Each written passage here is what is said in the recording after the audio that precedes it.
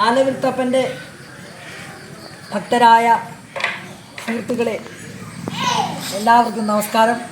ഇന്ന് നമ്മുടെ ക്ഷേത്രത്തിലെ ഒരു മഹനീയ കർമ്മം കൂടി നടക്കുകയാണ്. തിരുവോണമാണ്. ഓണാശംസകളോടൊപ്പം ഭഗവാന് സമർപ്പിക്കുകയാണ്. ഇവിടെ കുറച്ച് കാലങ്ങളായി 3-4 വർഷം കൊണ്ട് കുറേശ്ശെ നമ്മുടെ ഭക്തജനായിട്ടുള്ള ആൾക്കാർ ചില സ്വർണം അതേപോലത്തെ കാര്യങ്ങൾ സമർപ്പിക്കുന്ന പതിവുണ്ട്. അവരവരുടെ ചില സങ്കടങ്ങളും സന്തോഷങ്ങളും വരുമ്പോഴാണല്ലോ ചെയ്യുന്നത്. അങ്ങനെ സ്വരൂപിച്ച് ഉണ്ടാക്കിയ ഒരു ധനം, അത് നമ്മൾ ഒരു രൂപകൽപ്പന ചെയ്യുവാണ്. കാരണം അതിൻ്റെ ആവശ്യമുണ്ടല്ലോ. അതേപടി ഇല്ലാതെ ഈ ഭഗവാൻ പാകത്തക്ക രീതിയിൽ നമ്മൾ ഉണ്ടാക്കുകയും അത് സമർപ്പിക്കുകയും ചെയ്യുന്നത് പുനഃസമർപ്പണം കൂടിയാണ്. അതിൽ സ്വർണവും ഉണ്ടായിരുന്നു, വെള്ളി ഉണ്ടായിരുന്നു. പക്ഷേ ഇപ്പം നമ്മൾ കാണുമ്പോൾ അതെല്ലാം ഒരു കളറാണ്. സ്വർണം തന്നെയാണ് എല്ലാം മുഴുവൻ. അത് ഭഗവാന്റെ അനുഗ്രഹത്താൽ അങ്ങനെ ആക്കി. അപ്പോൾ ആ കാര്യം ചെയ്തു തന്ന മഹനീയ വ്യക്തിയാണ് ഇദ്ദേഹം. പ്രകാശൻ എന്നാണ് പേര്. മൂഴിക്കരവട്ട് എന്ന് പറഞ്ഞൊരു സ്ഥാപനം നടത്തുകയാണ്. ആ സ്ഥാപനത്തിന് പ്രാധാന്യങ്ങളുണ്ട്. ആലപുരം പോലെ ഇതേപോലെ ഒരു പ്രദേശം, ഗ്രാമപ്രദേശമാണ് ഇദ്ദേഹത്തിൻ്റെ സ്ഥാപനം. പക്ഷേ ഇദ്ദേഹത്തിൻ്റെ സ്ഥാപനത്തിന് ഷോറൂമൊന്നുമില്ല. അദ്ദേഹത്തിൻ്റെ വീടാണ് ആ ഷോറൂം. വീടിൻ്റെ ഒരു മുറി ഇതേപോലത്തെ ആഭരണങ്ങളും കാര്യങ്ങളും ചെയ്യുന്നു. താഴെ അതിനുള്ള വർക്ക്ഷോപ്പ്. ഏകദേശം 10-20 ആൾക്കാർ ഇദ്ദേഹവും ഇദ്ദേഹത്തിൻ്റെ കുടുംബാംഗങ്ങളും ഒക്കെ ചേർന്ന് നടത്തുന്ന ഒരു കൂട്ടായ്മയാണ്, ഒരു കുടുംബത്തിൻ്റെ വകയാണ്. മൂഴിക്കരോട്ടെന്നാണ് ആ ജനറുടെ പേര്. ഇത് എവിടെ നമ്മുടെ അമ്പലത്തിൻ്റെ പരിസ്ഥിതിക്കാണ്. അത് ബ്രഹ്മമംഗലത്തടുത്താണ്. സാധാരണ നമ്മളെപ്പോലത്തെ ആൾക്കാർ മുഴുവൻ അവനവനെ താങ്ങാൻ പറ്റുന്ന രീതിയിൽ എന്തെങ്കിലും ആവശ്യം വന്നാൽ അവിടെ പോകും, അവിടുന്ന് അത് വാങ്ങും, നമ്മൾ പ്രയോജനപ്പെടുത്തും. അതാണ് ശീലം. അപ്പോൾ അങ്ങനെ ഒരു സംരംഭകനും കൂടി ആയതുകൊണ്ടാണ് ഇദ്ദേഹത്തിൻ്റെ അടുത്ത് തന്നെ ഈ കാര്യങ്ങൾ ചെയ്ത് കൊടുത്തത്.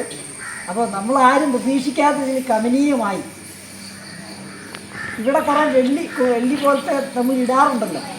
പക്ഷേ ഇത് ഇദ്ദേഹം പറയുമ്പോഴായിരുന്നു അത് പൂർണ്ണമായി നല്ല വെള്ളിയല്ല.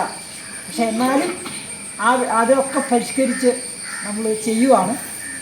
അപ്പോൾ അങ്ങനെ ചെയ്തതിന് പ്രകാശേട്ടനോട് നമ്മളെല്ലാവരും നന്ദി പറയുന്നു. അതോടൊപ്പം അത് ആ ഐറ്റം സമർപ്പിക്കാൻ വേണ്ടി അദ്ദേഹത്തെ നമ്മൾ സ്വാഗതം ചെയ്യുന്നു. ഇന്ന് സമർപ്പിക്കുന്നത് ഭഗവാന് വേണ്ടിയിട്ട് ഒരു മാലയും ഒരു ലോക്കറ്റും പിന്നെ ഈ അരയിൽ കെട്ടുന്നതാണ്. പിന്നെ 2 ഭഗവതിമാർക്കാണ്.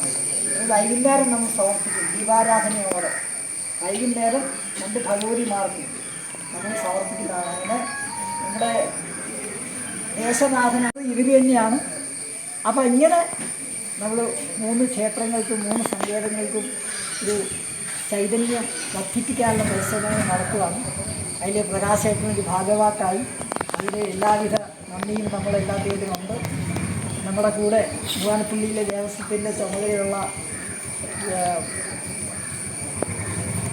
ജയൻ വന്നിട്ടുണ്ട്. അപ്പോൾ അദ്ദേഹത്തെയും ഈ കാര്യത്തിലേക്ക് പറയുന്നു. അപ്പോൾ അതിൻ്റെ സമർപ്പണത്തിന് ചെയ്യുന്നതിന് മുമ്പ് നമ്മുടെ ആയിട്ടൊരു ഓടപ്പുടവ ഈ ശില്പിക്ക് കൊടുക്കുന്നു. അതോടൊപ്പം ഇവിടുത്തെ ആൾക്കാരുടെ ഒരു പ്രതീകമായ ഒരു പൊന്നാട അണിയിക്കലും. അതിനുശേഷം ഈ പ്രകാശേട്ടൻ തന്നെയാണ് അകത്ത് പോയി ദക്ഷിണം വെച്ച് ഇതവിടെ സമർപ്പിക്കുന്നത്. അതിനുശേഷം മേശാന്തി ചാർത്തി അത് തൊഴുതിട്ട് വേണം നിങ്ങളെല്ലാവരും പോകാൻ.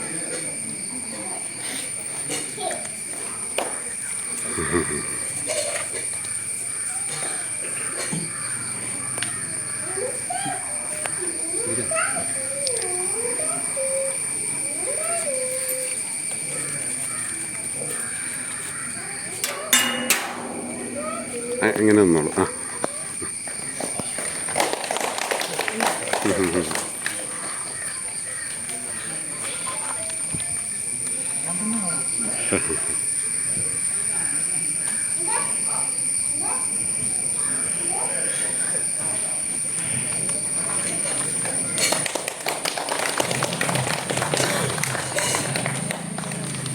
എല്ലാവരും ഹരേരാമ ചൊല്ലി അങ്ങനെ അകത്ത് പോയാൽ മോനെ വരൂ.